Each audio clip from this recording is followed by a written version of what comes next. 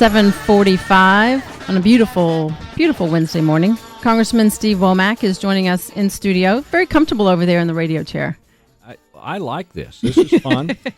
It's probably... I know it's about to heat up, but that's okay. I don't know. We'll see. We'll see. We've got some calls. If you have a question for Congressman Womack, give us a call, 501-823-0965. We're going to go now to Larry in Little Rock. He has a question for the Congressman. Larry, good morning.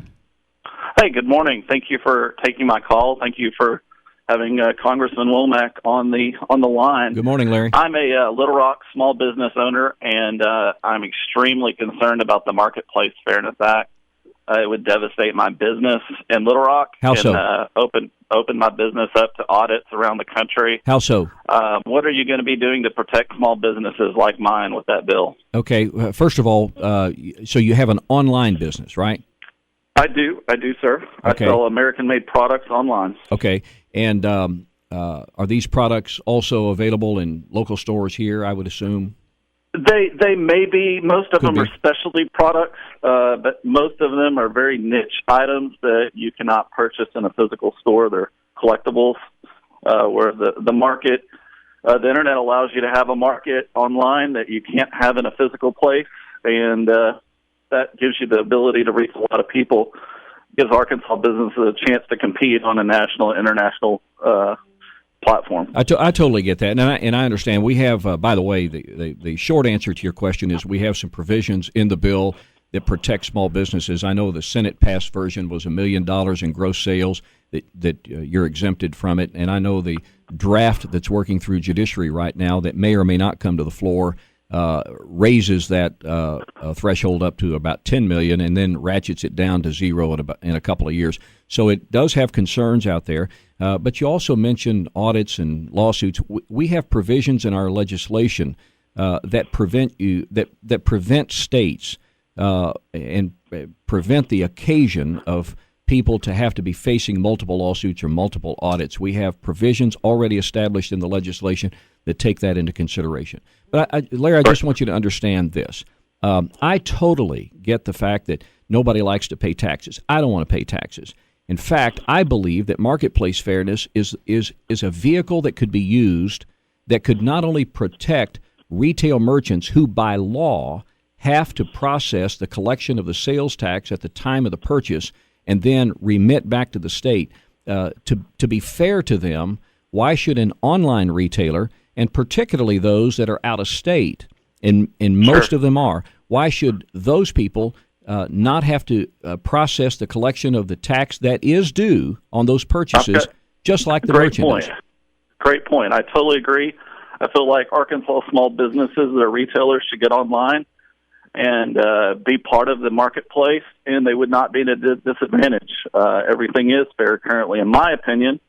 The Marketplace Fairness Act is not needed, in my opinion, sir. Well, I think it should be killed. Respectfully, we'll disagree, but I will just say this to the discerning consumer out here who buys online. Understand that since 1949, Arkansas has had a law that says you're required to pay that use tax. And you have to pay it monthly, quarterly, or every year. And and so that tax is due. Right. It's just that we know there's no collection mechanism, no collection enforcement in there. And so therefore, people are going to the Internet assuming it's duty-free and then not only putting local merchants out of business, including one that we just heard before during the break, Stanley Jeweler, having a hard time competing against BlueNile.com. Okay, so out of deference to these folks, they don't want anything special. They just want a level playing field. If I got to collect the tax here, then the online people should have to do it there. Level that playing field. Then let a true free marketplace dictate where you go to shop. All right, we will see what happens. Larry, appreciate your call.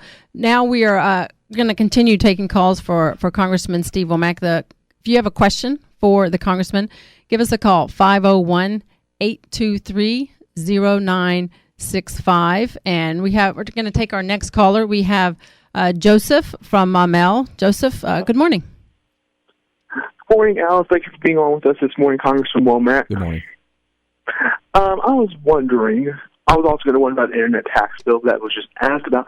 What is your opinion on President Obama maybe taking action on immigration, and do you think it's needed due to inactivity from the legislature to the Senate? What's your opinion on that, sir? Thank you. Well, you've asked a kind of a broad question. Let me just say, first of all, I think it is my personal opinion that Obama's not finished on immigration. I think the president will soon announce that he's going to expand this DACA thing, this deferred action on unaccompanied, particularly unaccompanied, but I think he's going to expand it to include a bigger segment of the population, the illegal population, the undocumented population in our country. And it could involve millions and millions of people. I think that will be a bad choice on his part. I think it could serve to hand us the Senate gift-wrapped in November. But that aside, we need an immigration discussion, and we need immigration reform. But it's kind of hard to do anything regarding immigration unless and until you solve for the common denominator in this problem. And the common denominator is we have an unsecure border. People can infiltrate this country undetected, as evidenced by the fact that tens of thousands of unaccompanied minors are doing it. So my quest is that we solve for the border issues first, and then take a step back and have a national, elevate the discussion nationally on what we do on visas and entry-exit programs and guest worker. We need guest worker and things like what we do with our visas. So all of those issues are of concern and need to be addressed. But how do you do that without first securing the border so you don't make it possible for people to just come in here undetected? And I think that's key. Joseph, we appreciate your call this morning. If you have a question for Congressman Steve Womack, give us a call, 501-823-0965. And a lot of folks calling in. We had a call from Linda. Evidently, she has got disconnected, but she had a question on Obama's agenda. And the question was, as we get closer to November, any other executive actions you anticipate with the president and his agenda? Alice, I think it's going to be primarily immigration-centric. That's what was leading up to the August recess, the discussion on immigration. You know, we passed a bill that put nearly $700 million against immigration issues, primarily border security, humanitarian assistance, and some money into Honduras, Guatemala, and El Salvador that would serve to maybe provide for a little bit more of a safe haven there so that these kids are not predisposed to coming to our country. So I think it would probably be immigration-centric. And then because of this discussion on ISIS, I don't think there's any question that the next 8 or 9 days that we're in session in September, we're probably going to be talking a lot about what we do or don't do with regard to some kind of a kinetic response on ISIS.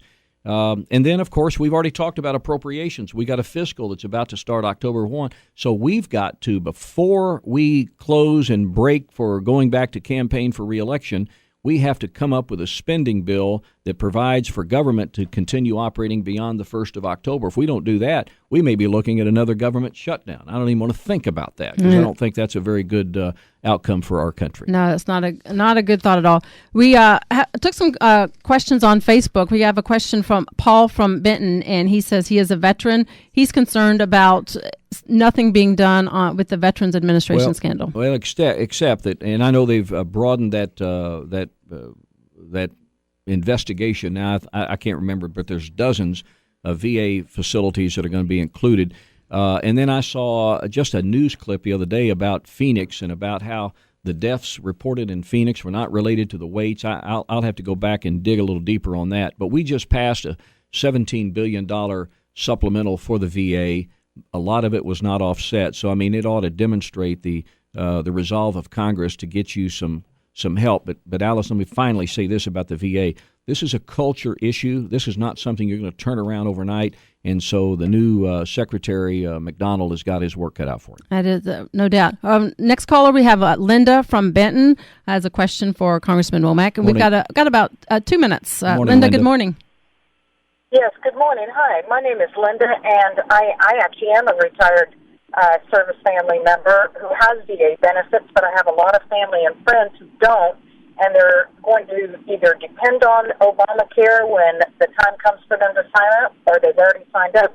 And I'm just really concerned. Do you really think that Obamacare is going to last and it's going to make it for the long haul?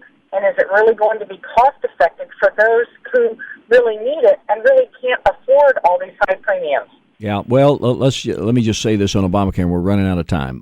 As long as Obama's in the White House and has a veto pen, even if the Senate were to flip in November, we're probably going to be stuck with Obamacare. Now, will there be an opportunity for Congress to address some of the components of it, like medical device tax, et al., just to be able to attrit it down a little bit? There's a chance we can do some of that, but we'll have to wait till November to see what that pathway is. All right, Congressman Steve Womack, thanks so much for being here. It's great to talk with you. Great honor. Yeah, I appreciate you and appreciate the callers for calling in and listening. That wraps it up for this edition of the program. Thanks for tuning in. We will talk to you tomorrow. Stick around, Dave Ellswick, this afternoon at 2. Have a great day. God bless. You gotta live and learn. You gotta crash and burn. You gotta make some stances and take some chances. You gotta live and love and take all life has to give. You gotta live and learn so you can learn to live. The Alice Stewart Show on 96.5 The Voice.